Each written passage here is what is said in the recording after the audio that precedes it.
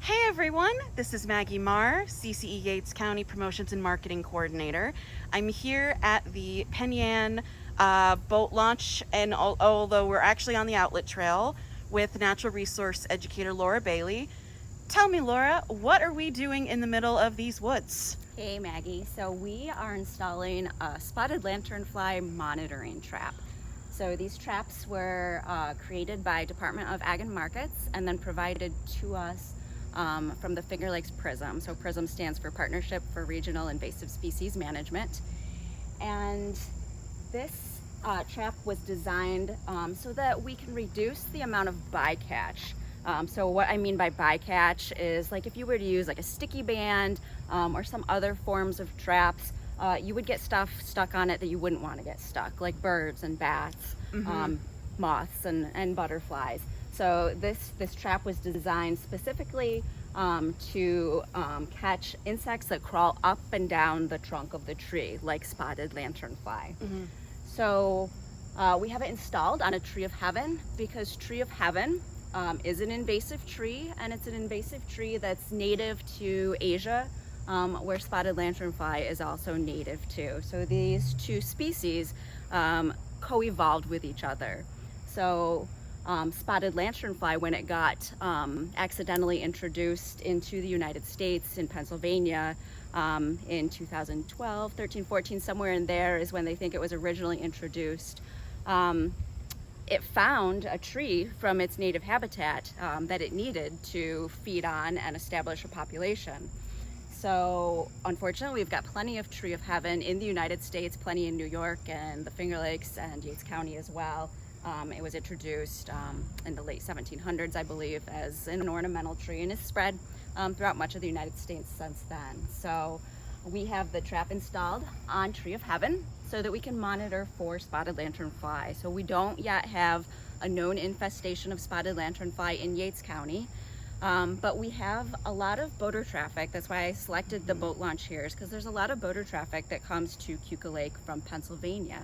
And there's a lot of counties in Pennsylvania where there are active spotted lanternfly infestations. So spotted lanternflies will lay their eggs on just about any surface, and they love metal, rusty metal. So boat trailers that have been sitting out for most of the season are an ideal place for spotted lanternfly to lay their egg masses, and then that boat and trailer make their way up to the Finger Lakes region, and they might just be bringing spotted lanternfly with them, or the egg masses could potentially hatch while they're here, staying and visiting the Finger Lakes region. So I identified this area as a hot spot to monitor for spotted lanternfly, and I will be checking in on this trap on a regular basis to see if we detect any spotted lanternfly. Right now, spotted lanternfly, I don't know how well you can see the different life cycle stages there, Maggie, but right now spotted lanternfly are in their adult stage. So usually in their adult stage, they're much more identifiable to people. We don't really see them as easily when they're in their nymph stage. They're a much smaller little insect at that time, and aren't moving around off of the trees as much as they might hop or move about at this stage. So, and we will actually, if anyone would like to have a closer look of the signage that Laura was just referencing, you can go on either our Facebook page, either Master Forest Owners, or our main CCE Facebook page to get to take a look at it and download your own copy for just a reference. Yep, definitely. So I will be checking in on this trap, like I said, on a regular basis, probably about a weekly basis. Hopefully we won't see spotted lanternfly, but if we do, then that means that we have hopefully detected the population early, and then we can respond really quickly and hopefully possibly eradicate the population or contain the population. So detecting it, monitoring for it really early is really important, so we can get on top of it if we do end up with an infestation.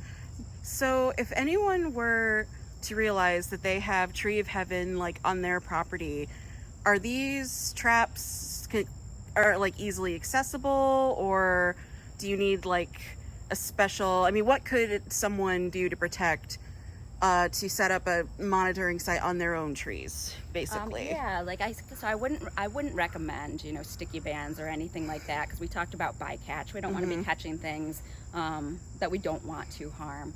But I do believe that there is instructions and traps available from Ag and Markets for these. These are called circle traps. So I would research circle traps, and it's just a piece of screen, a couple boards, and a bag.